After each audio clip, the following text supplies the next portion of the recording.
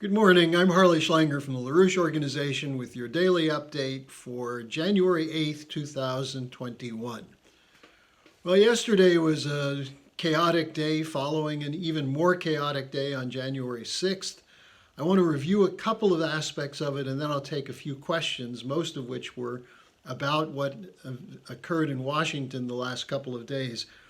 But on the question of the chaos in Washington, you have to look at the ironies that are behind this to actually get a handle on what occurred.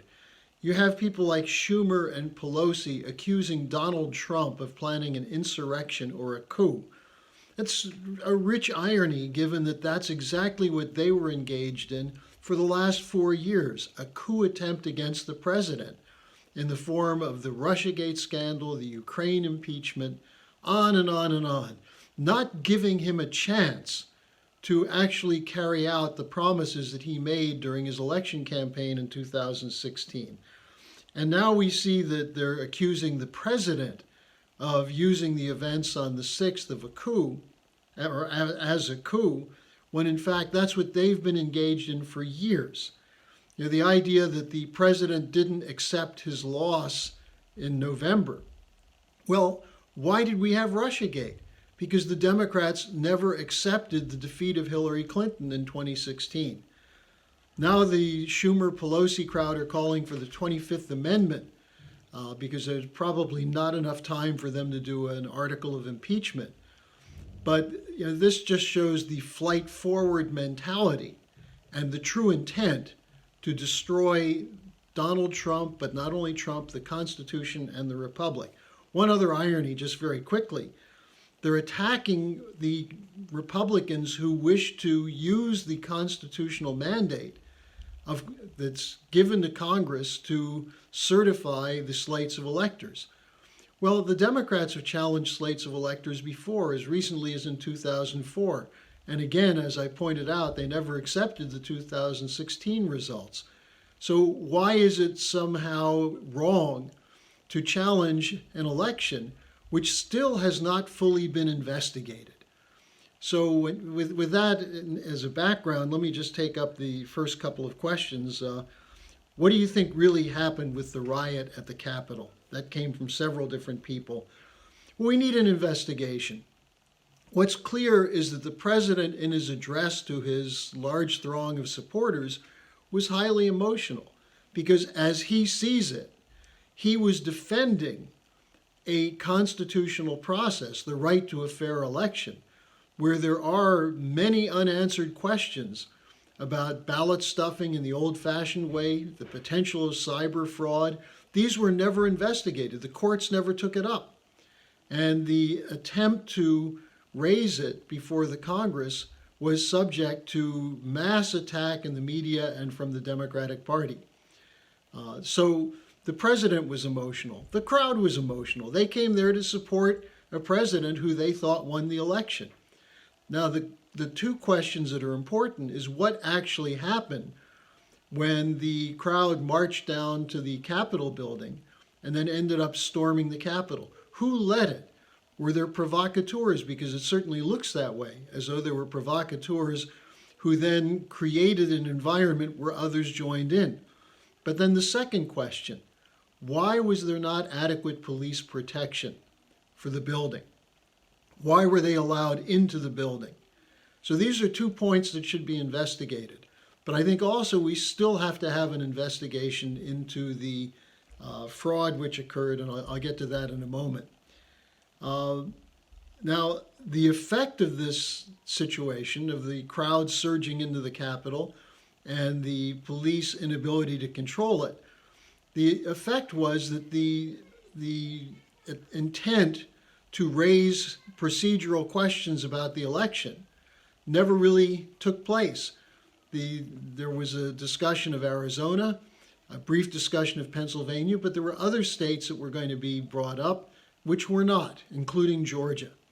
So this was a significant disruption of the plans to investigate what happened on November 3rd in the voting and in the aftermath in the vote counting. So that's a part of the casualty of what actually happened. So it needs to be investigated. Now, secondly, what should be done now? Well, let me go back to the first point.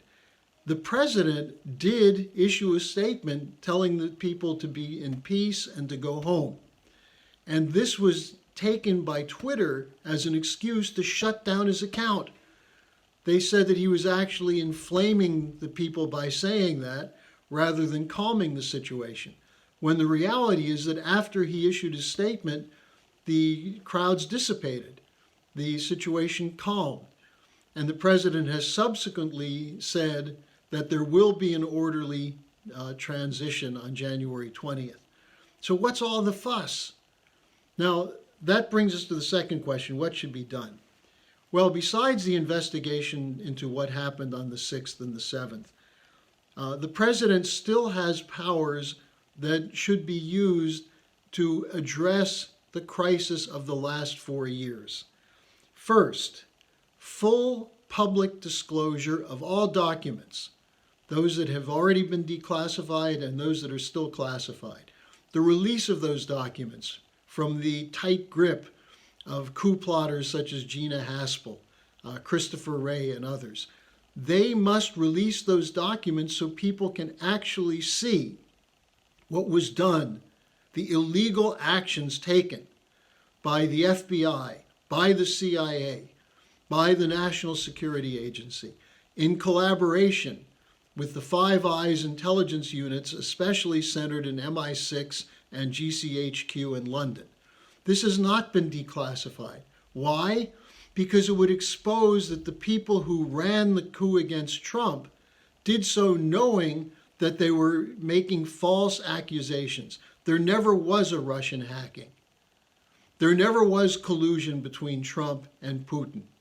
There was a fabricated story that was created by the same people who fabricated the Iraq weapons of mass destruction story. Sir Richard Dearlove of MI6 and the people he mentored put out that story.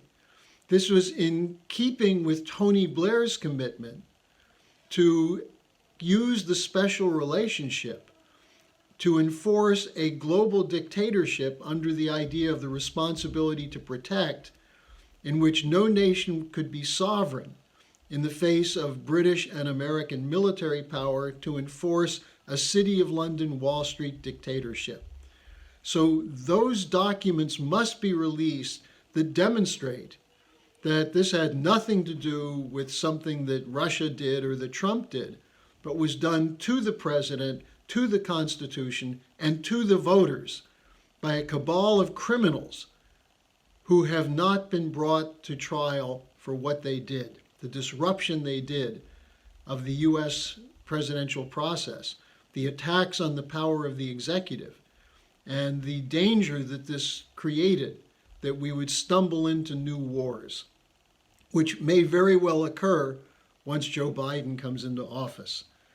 So public release of all documents. Secondly, a special prosecutor to look into what happened in the election. And what this means is, with subpoena power, with the ability to bring criminal indictments where it's found that there was criminal activity, to switch the vote, either through ballot stuffing, the old-fashioned way, through urban democratic machines, or through cyber tampering. That's essential, a special prosecutor, and not under someone like William Barr, who sabotaged, in my opinion, the potential of the Durham investigation. And third, very important, free Julian Assange. Don't appeal the extradition order that was rejected by the judge in London. Allow him to leave prison immediately, and hopefully allow him to talk about what he did to expose the war criminals who were protected by the coup plotters who were trying to shut down the Trump administration. Pardon Edward Snowden, who can say a lot about what has been done using big tech and the Google and others to control the narrative, to censor, to spy on Americans, and not just spy on Americans, but manipulate how Americans think. There's an interview from John Stossel which is up on YouTube with Snowden, which is extremely enlightening, where Snowden toward the end talks about that it's not just spying that they do, but it's an attempt to change the way people think. That's what big tech is up to. Big tech is an integral part now of what I call the new military-industrial complex. And this has to be fully exposed. And freeing Assange, who is convicted of what? Nothing. He told the truth. It's the war criminals he exposed who should be brought to trial. Snowden, who just told us that people like Clapper were lying when they said there was no metadata collection. But Edward Snowden can go a long way to free us from the grip that the social media now has on the minds of the population, especially now that they feel entitled to censor, as they just censored the president by shutting down his Twitter account and his Facebook account. And finally, exonerate Lyndon LaRouche, because the LaRouche prosecution was the first step toward preventing the intervention by a citizen to work with the President of the United States, Ronald Reagan, to achieve peace between the U.S. and the Soviet Union. LaRouche's crime was that he convinced people around Reagan that the Strategic Defense Initiative should be shared with the Soviets and should be the basis for peaceful cooperation and scientific advance. For that, he was vilified and attacked by the same network, including the FBI, including the CIA, and including future special counsel Robert Mueller, who ran the Get LaRouche task force in the 1980s. So those three steps, full disclosure, special prosecutor, and the pardons and freeing of Assange and Snowden and exonerating LaRouche, are what President Trump can do to get the full truth of what we've been subjected to over the last 4 years out into the open. Now, finally, there's a question from one of the regular correspondents I have. How do we rebuild optimism for those who believe the false narrative that the nation is broken beyond repair? Well, the nation's not broken. There are two aspects of what's happened during this period of time. There's a lot of damage that's been done, no question about it. And the damage is partly designed to demoralize those people who became political in the last 4 years, who woke up to discover that the nation is run by a gang of criminal operatives who intend to put the whole world under a banker's dictatorship of the central banks, which will take away the power of the people to intervene through their elected representatives to make policy. That's the goal of the Great Reset. So we've learned that now. It's now open for people to discuss and for the public. We've also learned of the criminal nature of the intelligence agencies. This is something John Kennedy knew about in the 1960s. After the Bay of Pigs crisis and then the Cuban Missile Crisis, Kennedy told his allies that he intended to break the CIA into 1,000 pieces. This is what President Trump was talking about when he brought in Michael Flynn and gave him carte blanche to reorganize the intelligence community. That's why Flynn was targeted by the intelligence community of Obama and with their accomplices in Britain. So what's the point? Well, we now have volumes of information on this. And if the president does what I just suggested about the full public disclosure, we'll have more material to start working on to rebuild the nation. The Trump presidency gave the American people an opportunity to have a glimpse at why we are in these endless wars, what the nature of the corruption of the establishment is. And now we see very clearly the corruption of the Congress. And of course, we also see very clearly the corruption of the media. Now, at the same time, keep in mind that there are people who are selling what one of my friends calls hopium. The idea that don't worry, the good guys are going to intervene, they're with Trump, trust the plan, they're going to break this whole thing up and send all these people to jail. I've argued from the beginning that while that should happen, you can't sit back with the idea that there's some group of white hats on white horses who are going to ride into the rescue. The solution rests with the American people. internalizing what our nation represents to the world in terms of its true history as a nation of free people who are sovereign and who have a commitment to improve the conditions of life, not just for Americans, but for everyone on the planet, by adopting the measures of the physical economy developed by the Founding Fathers and enshrined in the ideas of the American system. Those ideals are still there. They can still be realized. The fight that we've been in the last 4 years is part of a longer-term fight to reestablish the basic principles of the American Constitution and the ability of free people and sovereign nations to interact together to defeat a global oligarchy which puts its private interests ahead of the general welfare. Our Constitution guarantees that we set up government to promote the general welfare. Well, instead, our government has been captured by private interests that are promoting their own personal interests, not the general welfare. We have to recapture this principle of the general welfare. And that's a task that the American people should happily embrace, because whenever we've done that in our history, we've emerged stronger as a more unified nation, doing good in the world, not by overthrowing governments with CIA coups and cyber warfare, but by demonstrating the power of a free people operating on the basis of the principle of the general welfare.